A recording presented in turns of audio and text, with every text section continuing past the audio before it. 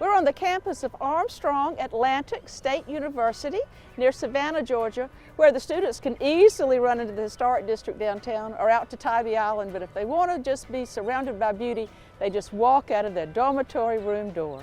I'm with Philip Schroeder, who is the grounds manager and also curates this marvelous arboretum. Philip, how do you have a 90-acre arboretum that makes sense? Well, it started with getting to a campus that there weren't any unusual plants. There was a lot of grass and Chinese junipers and Chinese hollies and pine trees. And then we slowly started adding unusual plants. We were using specimen trees in the place of maple trees. We were using unusual shrubs in the place of foundation plants. We were using perennials and bulbs in the place of annuals.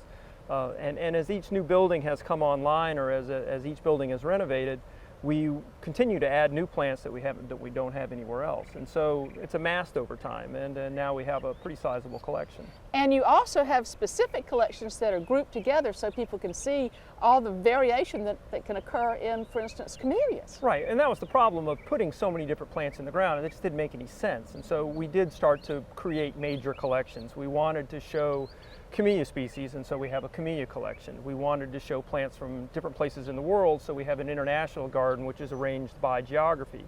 We wanted to show how plants changed over time, so we have a primitive garden which shows how plants have changed over time. And then also I think it's fun to see that one of the things you've done is you tried to let these plants grow in their natural form. So you're not out here with your pruners every time you turn around trying to shape them up. That's right, and a lot of that is because it cuts down on maintenance. We have to be as low a maintenance as possible. We have a lot of plants to take care of, and a small staff that does it. And one of the time-consuming things is pruning. So it's better for the plants not to prune on them. The plants don't like to be wounded. It helps us because we get to see what plants look like if you don't do anything to them.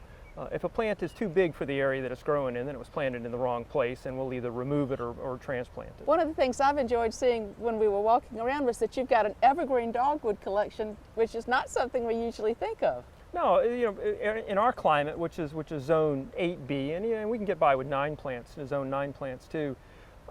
Dogwoods that are tropical or subtropical in their origins grow completely fine on this campus, and so some of the species that we are growing retain their leaves year-round. And what are some of your personal favorites that you have here that have special features that we might enjoy looking at? I guess I do like tropical plants. We have created tropical beds in place of what would normally be planted in seasonal annuals. And in front of our library there's a tropical bed. At one time it was planted in pansies in the wintertime and marigolds in the summertime. And now it has castor beans and cannas and flowering bananas and cassias and ruellias, and it's just a mass of tropical plants. And it dies back in the wintertime, and so it'll be dormant for about 3 months until the following spring. So that's kind of a fun place to look.